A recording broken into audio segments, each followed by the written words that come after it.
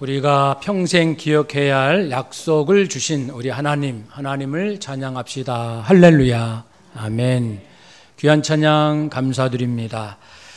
우리 또 명절 연휴 동안 음식 만들기 위하여 힘쓰시고 가족들 즐겁게 하기 위하여 애쓰신 많은 분들이 여기 계실 겁니다.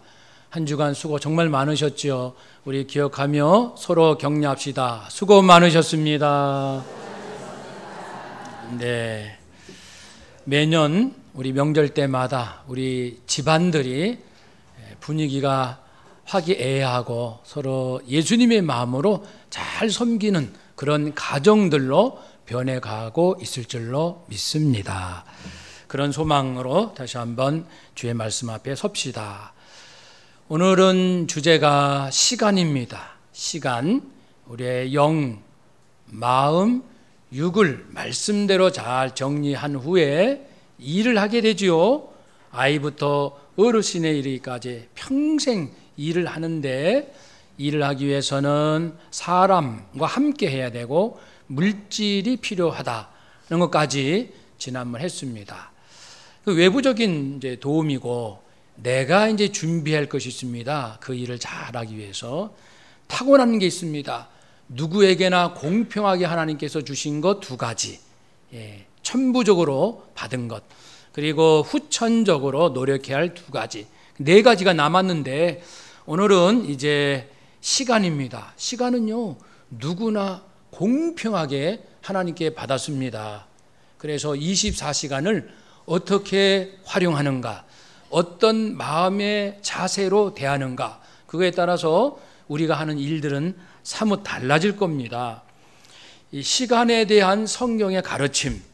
그런데 이 시간은, 하나님은 시간을 초월하시며 영원히 계시지만 물리적 차원 안에 있는 몸을 가지고 있는 우리는 부득이 시간을 과거, 현재, 미래로 쉽게 이해를 합니다. 그래서 성경에 등장하는 많은 사람들을 만나주시는 하나님도 과거의 내용, 미래의 내용, 지금 하고 있는 현재, 이렇게 말씀들을 해 주십니다. 그러면 오늘은 이제 세 가지 큰 축이 되겠습니다. 성경은 과거를 우리가 대할 때 놓쳐서는 안 될 중요한 생각을 무엇라 말씀하실까? 과거에 대해서는 두 가지입니다. 한번 따라서 합시다. 감사와 회개. 미래를 생각할 때 잊지 말아야 할 두 가지가 있습니다. 따라서 합시다. 심판과 회복. 끝으로 현재를 생각할 때 하나님께서 하시는 일을 오늘날의 그 용어로 표현하면 이렇습니다. 따라서 합시다. 무한한 기회. 그렇습니다.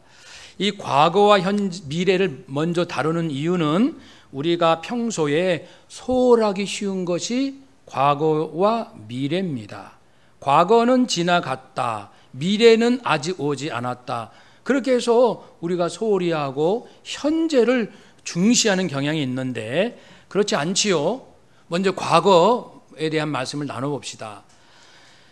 과거를 생각할 때 성경에서는 감사할 것을 감사해야 한다, 회개할 것은 회개해야 한다 가르치십니다. 지나간 과거, 그것은 인간이 지나갔다라고 말하고 잊고 있을 뿐이지, 하나님은 지나간 과거 모든 것을 완벽하게 기억하고 계십니다. 과거는 엄연히 살아 있습니다. 과거가 살아 있으니까 우리가 반응을 해야 돼요. 하나님이 알고 계신데 내가 모른 척 한다고 해서 끝날 문제가 아니기 때문입니다. 반응을 해야 됩니다. 그 반응이 감사와 회개라는 것이지요. 감사할 것을 감사해야 과거가, 이제 우리가 과거를 잘 다루는 겁니다. 무엇을 감사해야 합니까? 범사죠. 모든 것을 감사해야 합니다. 예를 들어 시편 136편에 보면은 하늘을 만드신 하나님께 감사하라. 하늘을 볼 때마다 감사하라. 그런 뜻이죠. 땅을 물 위에 세우시고, 그렇죠. 땅 위에 이제 바다가 있지요. 물이 있지요. 참 묘하다. 이것을 볼 때마다 감사해야 돼요. 그리고 빛과 달과 별을 볼 때마다 감사해야 돼요. 아, 누가 만드셨지? 하나님이시구나. 이스라엘의 과거 역사 출애굽할 때 그 기적, 홍해를 가르시고 이스라엘 백성, 우리 백성들을 괴롭혔던 주변 나라들, 그 아모리 왕 바산 왕을 물리치신 분이 누구시지? 하나님이시지. 얘들아, 우리 하나님께 감사를 드리자. 이렇게 하라는 겁니다. 우리가 비천한 처지에 있었을 때 우리를 기억하시고 원수들에게서 구원하시고 모든 인류에게 먹을 것을 주신 분이 누구신가? 하나님, 하나님께 감사하라라고 노래하고 있습니다. 감사하면 좋을까요? 감사하면 어떤 일이 일어날까요? 감사하면요, 총명해집니다. 반대로 원망 불평을 주로 하면, 안 할 수는 없지만 원망과 불평을 주로 많이 내면은 지혜가 없는 그 마음이 어두워진다고 했습니다. 로마서 1장 21절에 보면 감사하지 않으면 생각이 허망하여지고 미련한 마음이 어두워졌다 했습니다. 미련한 마음으로 어두워진다고 했습니다. 또 빌립보서 4장 6절 7절에 보면 감사함으로 하나님 앞에 아뢰면은 모든 지각에 뛰어난 인간의 이해를 초월하여 각 사람에게 적절한 때에 적절한 방법으로 사람들에게 평안을 주시는 그 뛰어난 하나님의 평강, 이 평강이 각 사람에게 임한다는 거예요. 감사하는 사람에게는 사람의 생각을 뛰어넘어서 모든 것을 통치하시고 합력하여 선이 이루게 하시는 그 놀라운 하나님의 능력과 평강이 임하게 해주신다고 했습니다. 그러니까 감사하면 사람이 총명해지고 분별력이 생깁니다. 마음이 평안해집니다.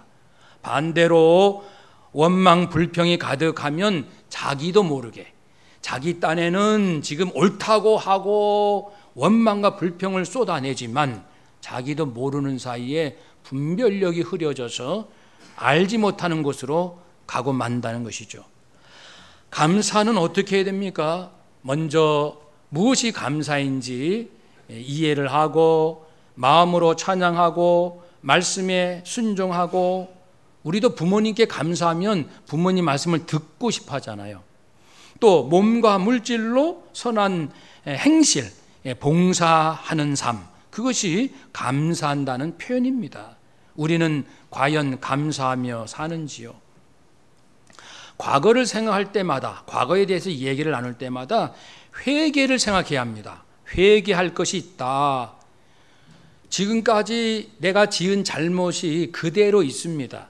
물론 예수님의 피값으로 나의 죄됨 그 자체가 용서받아 하나님의 자녀된 것은 분명합니다. 그렇지만 사는 동안 짓는 자범죄, 하나하나의 죄에 대해서 하나님은 기억하신다고 했습니다. 그것을 회개하라고 하십니다. 예를 들어서 다윗이 하나님의 자녀예요. 다윗 왕은. 그런데 그가 밧세바를 범하는 죄를 범했을 때 다윗은 혹 잊고 있을런지 몰라도 하나님은 정확히 기억하여 때가 되어 나단 선지자를 보내서 다윗 왕으로 하여금 당신이 이런 큰 죄를 범했소 라고 얘기를 하잖아요. 분명히 하나님의 자녀예요. 다윗은 하나님 마음에 합한 자라고 하나님께서 크게 칭찬한 자랑스러운 하나님의 종이요, 하나님의 일꾼입니다. 하나님의 자녀인 것은 의심이 없어요. 그럼에도 불구하고 짓고 있는 죄에 대해서 하나님은 다 기억하셔서 회개해야 된다, 인정해야 된다 라고 말씀을 하시지요. 우리의 하나하나의 행동은 이 흔적으로 다 남아서 하나님께 기억이 되기 때문에 우리는 과거를 얘기할 때 회개할 것이 없는가, 이렇게 말씀에 어긋나고 양심에 어긋난 것은 없는가 생각하면서 회개를 해야 합니다. 이렇게 하나님께 감사를 드리고 회개를 하는 것이 지난 과거를 대하는 기본 마음입니다. 기본 마음이에요. 그 사람에 대해서도 마찬가지예요. 사람하고 과거 얘기를 해요. 그럴 때도 내가 고생한 거 인정받고 싶고 당신이 얼마나 잘못한 줄 알아? 따지고 싶은 마음이 있겠죠, 과거 얘기하다 보면. 그러나 성경의 가르침은 과거를 대하는 근본 마음은 상대방에게 감사할 것을 감사해야 된다. 내가 잘못한 것을 사과를 해야 된다는 거예요. 그래야 과거 얘기가 제대로 풀려간다는 것입니다. 그 TV를 명절 동안 보는데 6시 내 고향, 여러분 아십니까? 6시 내 고향 프로를 보는데 이제 명절이니까 가족도 오고 이제 애들 앞에 노 부부가 서로 대화를 하는데 그 이제 남편이 이제 자손들도 있는데 얘기를 하는 거예요. 아유, 내가 네 어머니한테 잘못을 많이 했지. 내가 참 미안해. 이렇게 얘기를 하는 거예요. 그러니까 그 아내가 자손들 앞에서 자기 이제 영감에게 하는 거죠. 아유, 제가 영감 덕분에 살아왔지요. 저를 이렇게 같이 살게 해 주셨죠. 감사해요. 그러는 거예요. 근데 제가 이제 설교 준비를 계속 하고 있었잖아요. 그래서 이분들이 감사와 회개를 얘기하네. 아유, 참 총명하시다. 이렇게 과거를 얘기할 때 이렇게 풀어나가면 대화가 잘 되고 분위기가 훈훈해지는 거예요. 근데 자손들 모아놓고 야, 네 애미가 말이야. 야, 지금 말도 마라. 이렇게 이제 얘기가 나가기 시작하면은 부부가 싸우고 자녀들 마음도 불편하기 짝이 없는 거예요. 사랑하는 여러분, 말씀 하나님은 우리가 총명하고 지혜롭게 살기를 원하십니다. 또 모이다 보면 정치 얘기하고 그리고 과거 정권 얘기하고 뭐 많습니다.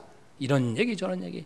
그때 우리 기독교인들은 어떤 주제로 누구에 대한 과거를 얘기할지라도 먼저 하나님 앞에 우리의 영이 깨어서 하나님 감사합니다. 지난 과거에 이 나라에 베푸신 하나님 은혜 감사합니다. 또는 사람들과 대하면서도 아유 그래도 그렇지. 우리가 그래도 지난 과거에 감사할 게 많아. 한마디 던져야 됩니다. 그냥 따지고 싸우려고만 할 것이 아니라 그래도 저분이 수고 많았어 라든지 우리도 지난 과거에 잘못한 거 있잖아. 자기 죄 고백을 해야 정치 얘기하든 무슨 얘기하든 의가 상하지 않고 건설적으로 나라의 앞날을 걱정하는 대화가 되지 않겠습니까? 이렇게 상대방에 대한 감사, 나의 허물에 대한 참회 없이 무슨 얘기를 한다 하더라도 싸움밖에 되지 않습니다. 여러분, 우리 과거를 잘 다뤄야 할 것입니다. 한번 더 합시다. 과거에 감사와 회개. 아멘. 그렇게 훈련을 합시다. 두 번째는 미래입니다. 사람들이 미래를 생각할 때 그건 아직 안 왔어. 몰라. 한잡을 모르잖아. 그렇게 해서 외면하고 또는 소홀히 합니다. 그런데 성경은 말씀합니다. 미래는 하나님의 것이다. 하나님이 다스리신다. 하나님이 다 알고 계신다라고 성경은 창세기부터 요한계시록까지 미래는 하나님이 전부 알고 계신다는 그런 말씀을 하고 계시는 거예요. 그리고 미래를 예언할 때는 꼭 이러이러한 심판이 있을 것이다. 그러나 백성들 나의 자녀들이 회개하면 이렇게 회복이 된다라는 심판과 회복을 함께 말씀하시거든요. 사랑하는 여러분, 우리가 성경을 읽을 때마다 깜짝깜짝 놀라는 것은 어떻게 미래에 대해서 하나님은 그렇게 구체적으로 말씀하실 수 있을까? 예를 들어서 아브라함에게 지금 얘기를 하는데 얘야 200년 후에 있을 이야기를 내가 하마. 이건 이제 제 설명이고요. 200년 후에 있을 일이 있어. 너희 자손들이 애굽의 종살이가 시작된다. 430년 동안 계속될 것이다. 이렇게 우리가 만약 들었다고 합시다. 그러면 정말 깜짝 놀랄 거 아니에요. 지금 우리 집안 얘기를 하나님께서 200년 후에 우리 자손들 대한민국의 운명에 대해서 하나님께서 말씀을 하신다 할 때 우리가 얼마나 놀라지 않을 수가 있겠습니까? 또 말씀하십니다. 너희들 광야에서 훈련을 좀 받아야 돼. 너무 나를 불순종하고 있구나. 고난이 필요하다. 광야에서 40년 동안 훈련을 받을 것이다. 또 이렇게 말씀하시는 거예요. 포로로 끌려갈 때도 너희들 에레미야 선지자에게 몇십 년 후에 있을 일을 말하면서 너희 백성들이 바벨론에 70년 동안 포로 생활을 할 것이다. 아니 어떻게 이렇게 430년, 40년, 70년을 말씀하실 수 있을까요?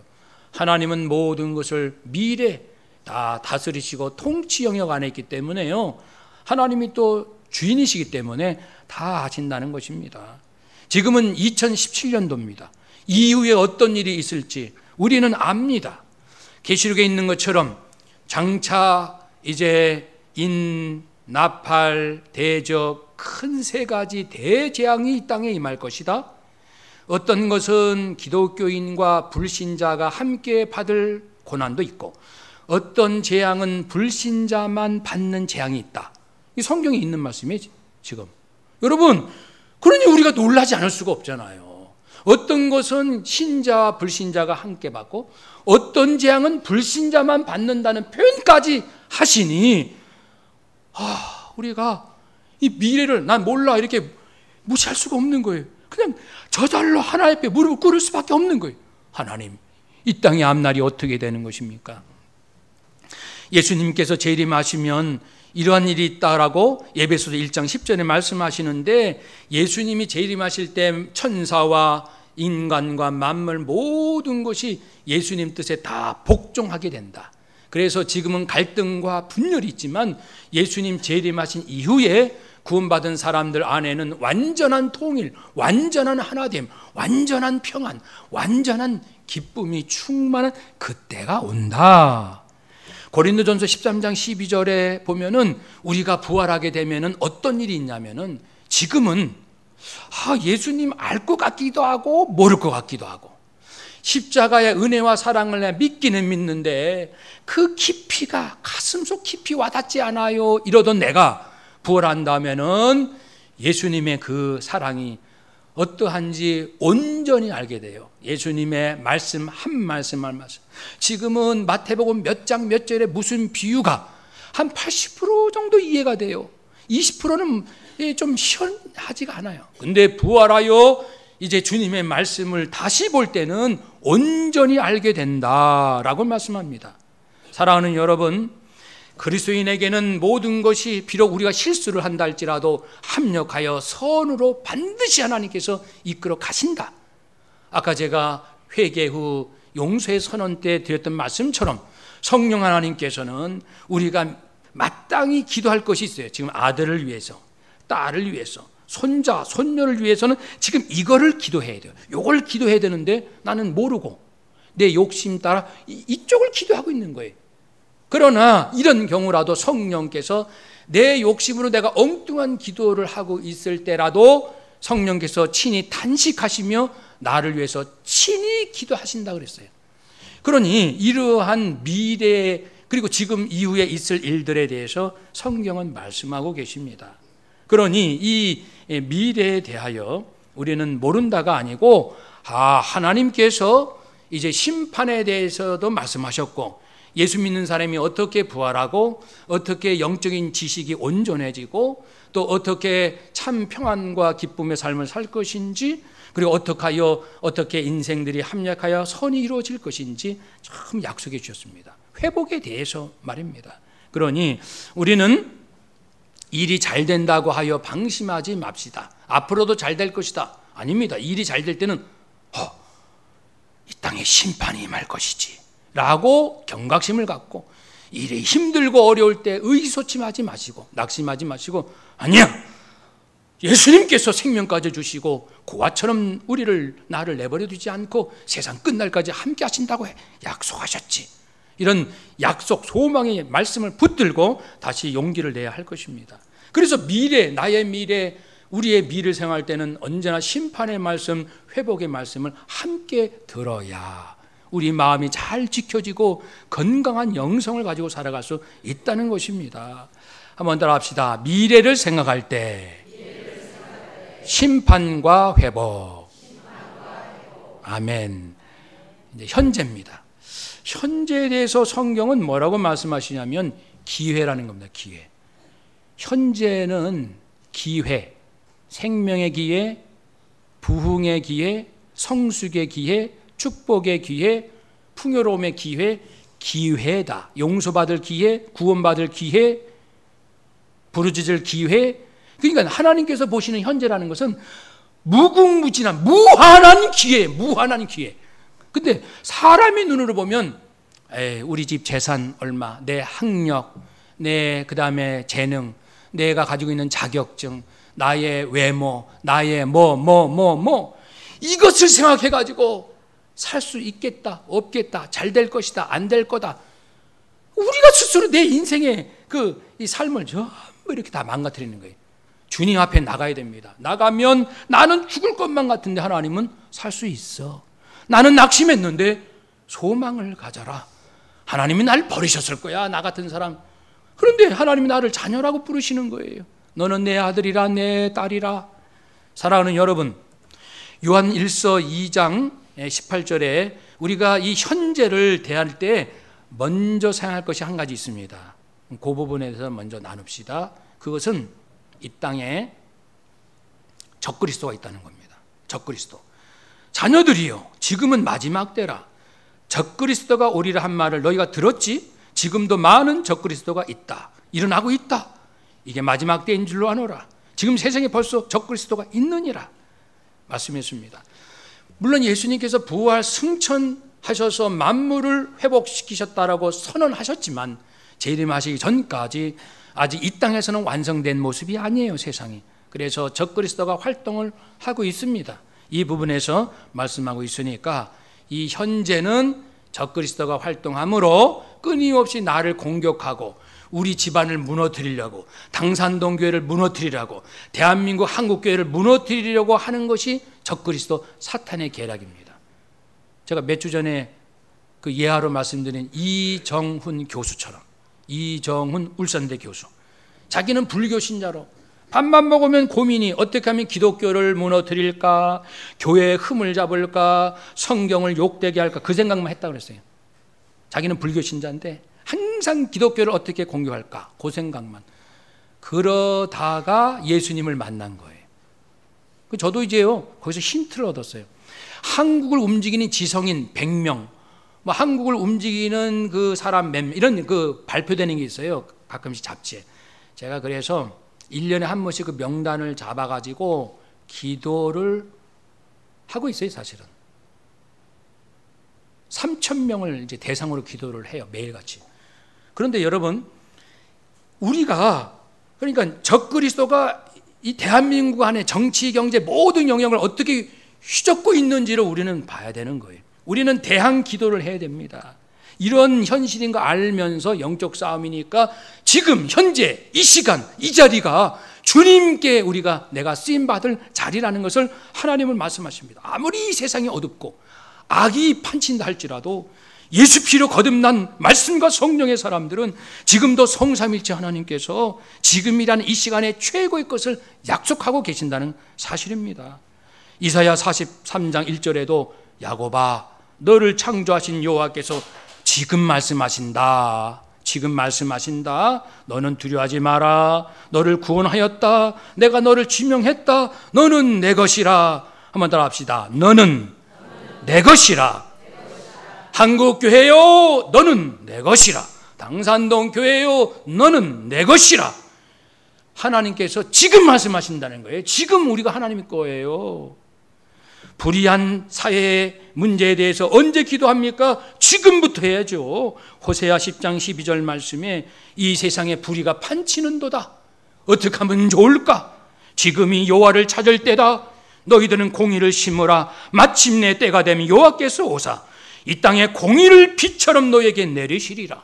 그러니까 우리는 지금 금식하며 마음을 찢으며 울부짖어야 돼요. 하나님, 대한민국 이 나라가 공의로운 나라가 되게 하여 주시옵소서. 이 땅에 불이 억울한 자가 없게 하여 주옵소서. 이 땅의 모든 권력을 주의 권능으로 붙잡아 주옵소서. 지금 기도하면 하나님께서 다 받으신다고 합니다. 아, 지금은 바빠. 이제 연말에 몰아서 좀 한가할 때 나 결혼한 다음에 할 거야.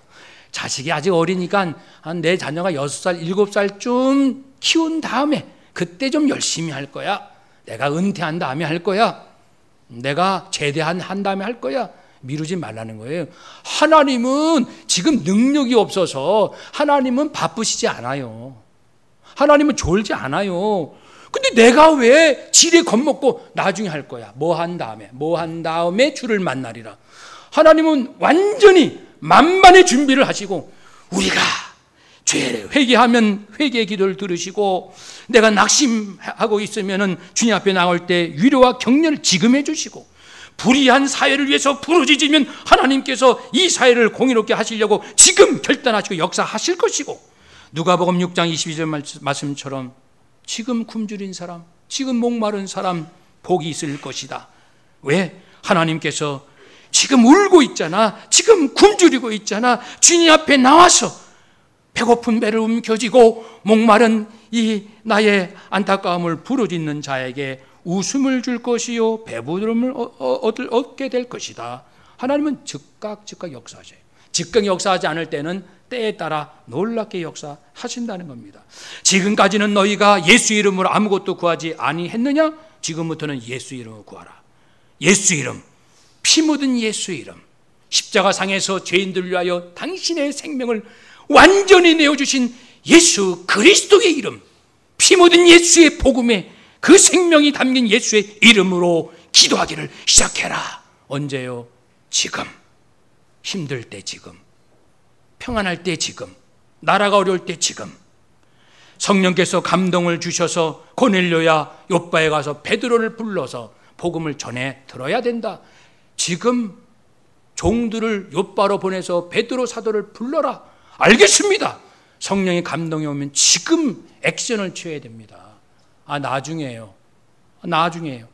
이따가요. 몇 년 후에요. 오늘 본문도 그렇습니다.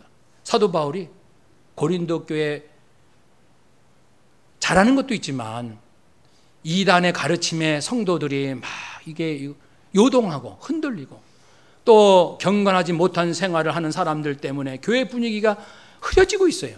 그때 사도 바울은 사랑하는 성도님 여러분, 지금이 어떤 때인 줄 압니까? 은혜 받을 때라고요. 하나님께 받은 은혜를 헛되이 다루지 맙시다. 하나님의 예수님의 십자가 사랑을 허망하게 만들지 맙시다.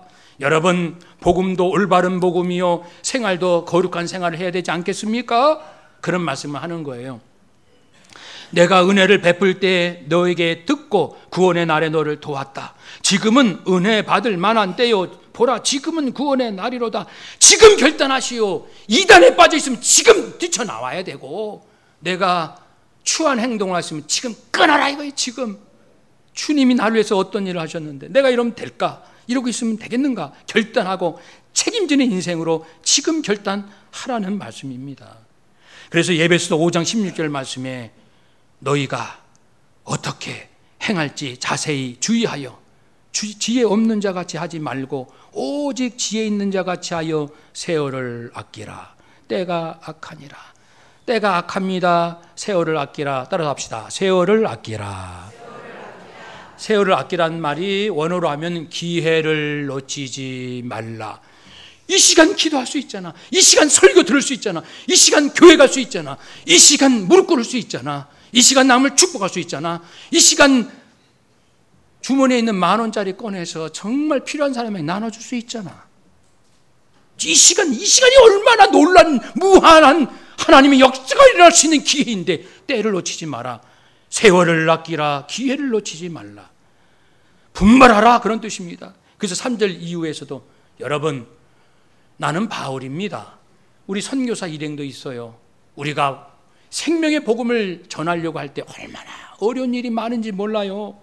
그래서 때로는 환난이 있고 궁핍도, 고난, 매 맞고 감옥에 갇히고 난동이 있고 수고로움, 자지 못하고 먹지 못하는 이런 시련이 있어요.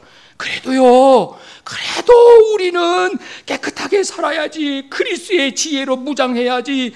인내하자, 자비를 베풀자, 축복하자, 성령님의 감동에 응답하자, 진실된 사랑을 나누자, 진리의 말씀을 붙들자, 주님의 능력을 의지하자. 이렇게 하고 지금까지 선교를 하고 있어요. 그러니 여러분도 분발하세요. 우리가 이런 근심하는 자 같으나 항상 기쁘고 무명한 자 같으나 유명하고, 우리 이렇게 당당합니다. 시련은 있어요. 어려움은 있어요. 그러나 주님을 위해서 지금 복음 전할 수 있고, 지금 기도할 수 있고, 지금 용서할 수 있고, 지금 축복할 수 있다는 걸 우리는 압니다. 그래서 하루하루 순간순간을 이렇게 알차게 우리가 선교하고 있어요. 여러분도 딴 생각하지 마세요. 지금 이단에 휩쓸릴 틈이 어디 있습니까? 우리가 주님의 마음을 아프게 할 틈이 어디 있냐고요. 정신 바짝 차리시고 지금 결단합시다. 끊을 거 끊고 주님 앞에 나갑시다. 이런 말씀이 3절 이후에 계속 나오고 있습니다. 우리 예수님도 지나간 일에 대해서 감사를 드렸고, 또 감사를 해야 된다 알려주셨고, 회개해야 된다 말씀해 주셨습니다. 미래에 대해서는 앞으로 예루살렘이 멸망할 것을 심판도 알려주셨고, 그렇지만 슬퍼하지 말라. 성령님이 오시면 각 사람이 성령을 받게 될 것이다. 성령 받으면 내가 너희들에게 전해준 말을 잘 가르쳐 주실 것이다. 걱정하지 마라. 세상 끝날까지 내가 너희와 함께 있을 것이다. 회복의 말씀도 해주셨고, 궁극적으로 재림시 있을 심판과 성도의 부활도 말씀해 주셨고, 언제나 예수님은 어디를 가시나 있는 그 자리, 소중한 자리, 무의미한 자리가 아니라 하나님이 기뻐하시는 하나님의 나라가 왕성하게 일어날 자리로 활동하셨어요. 예수님은 그렇다고 해서 일 중독에 걸리신 분은 아니에요. 쉴 때는 쉬시고, 조용히 계실 때는 조용히 계시고, 함께 일하실 때는 생명도 거시고, 화끈한 분이십니다. 우리 멋진 분이세요. 왜냐하면 인생들에게 어떻게 사는 것이 바르게 사는 것인가를 본을 보이러 오셨기 때문에 그렇습니다. 예수님에게 1시간, 1분, 1초는 무의미한 시간은 없습니다. 예배, 교제, 훈련, 사역, 전도, 관리, 행정, 오늘날 교회가 어떤 일을 하든, 성도가 어떤 일을 하든 우리는 결코 무의미하거나 헛된 일은 없을 것입니다. 그렇습니다. 이제 우리는 이제 직장에 가면, 가족들, 친지들 만나면, 친구들 만나면 과거에 대한 얘기를 하든, 미래에 대한 얘기를 하든, 지금 현재 얘기를 하든 뭐 얘기를 할 거예요. 그때 우리는 사람들 이야기에 파묻히지 마시고 내 마음과 영이 하늘 위로 올라와서 주님께 받은 대로 과거에 대해서는 한번 따라잡시다. 감사와 참회. 우리가 지금 미래 얘기를 하고 있다 그럴 때는 심판과 회복. 지금 현재에 대한 얘기를 하고 있다 그럴 때는 무한한 기회. 그렇구나. 하나님께서 말씀하신 이 시간 개념, 시간의 의미, 시간의 창조, 천국의 시간 개념을 가지고 사람들 이에게 파묻히지 마시고 위에 올라서서 과거, 현재, 미래를 다 품어 안으시고 예수님처럼 말입니다. 하나님 나라로 이끌어갈 수 있는 이 땅을, 우리의 일터를, 우리의 가정을, 대한민국을, 당산동교회를, 내 인생을 주님께로 이끌어 가실 수 있는 그런 분별력이 있는, 내 마음을 잘 지킬 수 있는 우리 모두가 되시기를 주의 이름으로 축복합니다. 아멘. 기도하겠습니다.